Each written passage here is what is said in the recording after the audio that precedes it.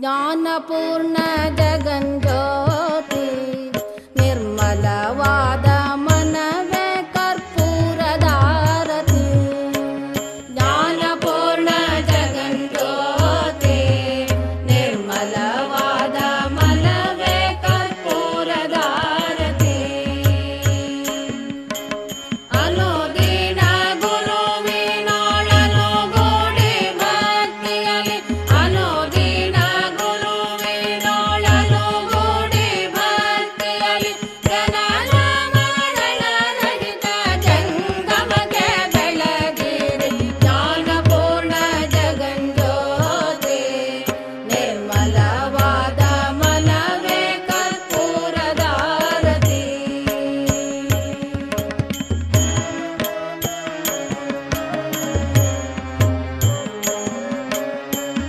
After totally drying of the Ghanajivamrita, you will see there are aggregate of the Ghanajivamrita.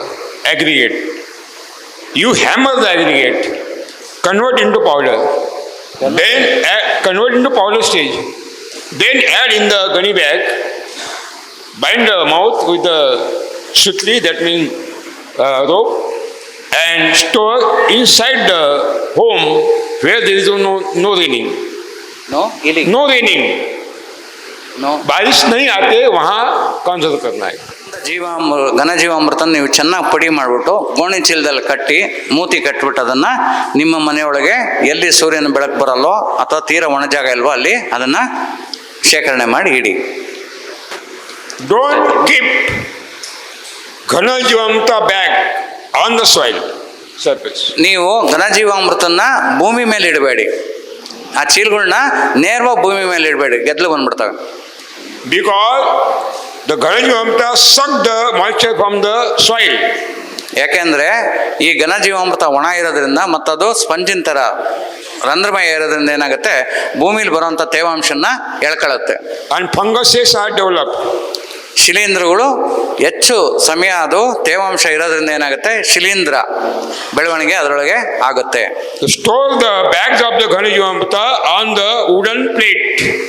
ಈ ಘನಜೀವಾಮೃತವನ್ನು ಒಂದು ಅಲಿಗೆ ಹಾಕಿ ಅಥವಾ ಎತ್ತರದ ಜಾಗದಲ್ಲಿ ಏನು ಕಲ್ಚಪ್ಟಿ ಅದೇನಾದ್ರು ಮಾಡಿ ನೀವು ಭೂಮಿ ಸಂಪರ್ಕ ಇಲ್ದಿರೋಂಥ ಜಾಗದಲ್ಲಿ ಅದನ್ನು ಶೇಖರಣೆ ಮಾಡಿ ಇಡಿ.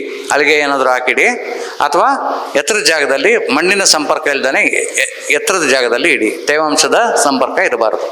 You can utilize the dried Jivamrita throughout the year.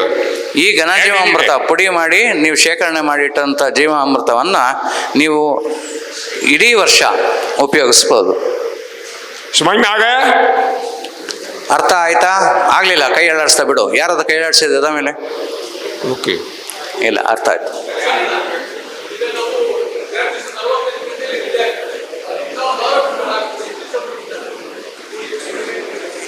ये 48 आवर्स में वो तैयार हो जाता है, तुरंत नहीं डालेगा, एक हफ्ते का बाद हम डाल सकते हैं.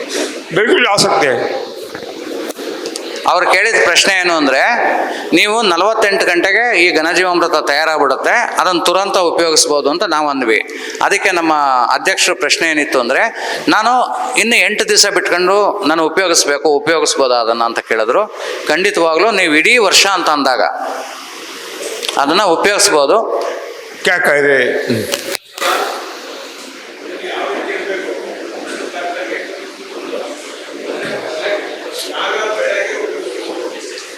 ಎಲ್ಲ ಹಸಿರು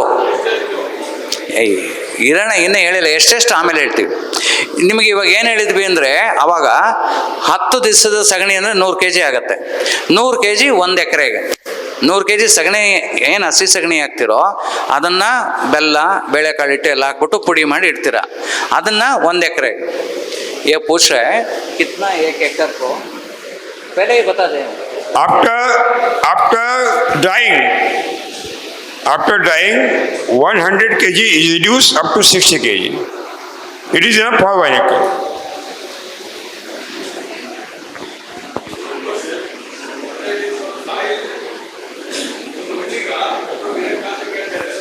ये सॉइल एप्लीकेशन या पौधा का डालना पूछ रहे हैं. ये बाद में आएगा. आमेले ಹೇಳ್ತೀನಿ. ಈಗ ಪ್ರಶ್ನೆ ಕೇಳಬೇಡ್ರಿ, ಇದು ನಿಧಾನವಾಗಿ ಒಂದೊಂದೇ ಹೆಜ್ಜೆ ಇಟ್ಕೊಂಡು ಹೋಗ್ತೀವಿ.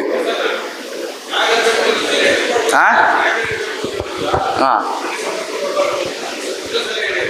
ಅಲ್ಲಿ ನಮ್ಮ ಅಧ್ಯಕ್ಷರು ನಿರ್ಮಲಾ ಗೋಮಾತಾ ಅಧ್ಯಕ್ಷರು ಏನು ಹೇಳ್ತಿದ್ದಾರೆ ಅಂದರೆ, ದಯವಿಟ್ಟು ಅದನ್ನು ಶೇಖರಣೆ ಮಾಡಿ ಇಡೋದು ಹೇಗೆ ಅಂತ ಮತ್ತೆ ಮನವರಿಕೆ ಮಾಡಿಕೊಡಿ ರೈತರಿಗೆ ಅಂತ ಹೇಳ್ತಾ ಇದ್ದಾರೆ. ಇದನ್ನು ಹಲಿಗೆ keep it over wooden planks, stack it over wooden planks, ಹಲಿಗೆ ಮೇಲಿಡಿ ಅಥವಾ ಮಣ್ಣಿನ ಸಂಪರ್ಕ ಇಲ್ದಿರೋಂಥ ಎತ್ತರದ ಜಾಗದಲ್ಲಿ, or without the contact of soil the earth, keep it above level. Anand Raoji, you are asking beautiful questions. I will send you in parliament. Anantha Rao ಅವರು ತುಂಬ ಉತ್ತಮವಾದ ಪ್ರಶ್ನೆ ಕೇಳ್ತಾ ಇದ್ದಾರೆ.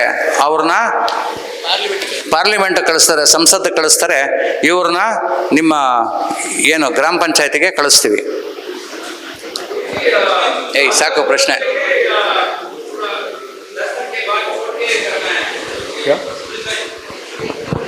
ಹಸಿ ಸಗಣಿ ಫ್ರೆಶ್ ಆಗಿರ್ಬೇಕಾ, ಸ್ವಲ್ಪ ಹಳೆ ಸಗಣಿನಲ್ಲೂ ಘನಜೀವಾಮೃತ ಮಾಡ್ಬೋದಾ ಅಂತ. ये क्या पूछ रहा है? ये 2 दिन का हम इकट्ठा करके रखता है. ಏ ಸದ್ ಮಾಡಬೇಡ್ರಪ್ಪ, ಇದು ಪ್ರಶ್ನೆ. ಅವ್ರು ಕೇಳಿದ ಪ್ರಶ್ನೆ ಅಂದರೆ 10 ದಿವಸಕ್ಕೆ ಅಂದರೆ ಸಗಣಿ ಹಾಕ್ತದೆ ಇಟ್ಟಾಗ ನಮಗೆ ಬಿಸಿ ಜಾಸ್ತಿ ಆಗುತ್ತೆ ಅಂದರೆ, ಅವರು ಸರಿಯಾಗಿ ಕೇಳಿಸ್ಕೊಳ್ಳೇನೋ, ಮೊದಲನೇದು 2 ದಿವಸ ಆದ ನಂತರ ನೀವು ಹರಡಬೇಕು ಅಂತ. ಹರಡಿದ ತಕ್ಷಣ ಬಿಸಿಯಲ್ಲಿರುತ್ತೆ, ಹರಡಕ್ಕೆ ಹೇಳಿದ್ದೀವಿ 2 ದಿವಸದ ನಂತರ. ಬಿಸಿಯಲ್ಲಿರುತ್ತದು, ತೆಳ್ಳಗೆ ಹರಡ್ರಿ ಅಂತ ಹೇಳಿದ್ದೀವಿ. Okay.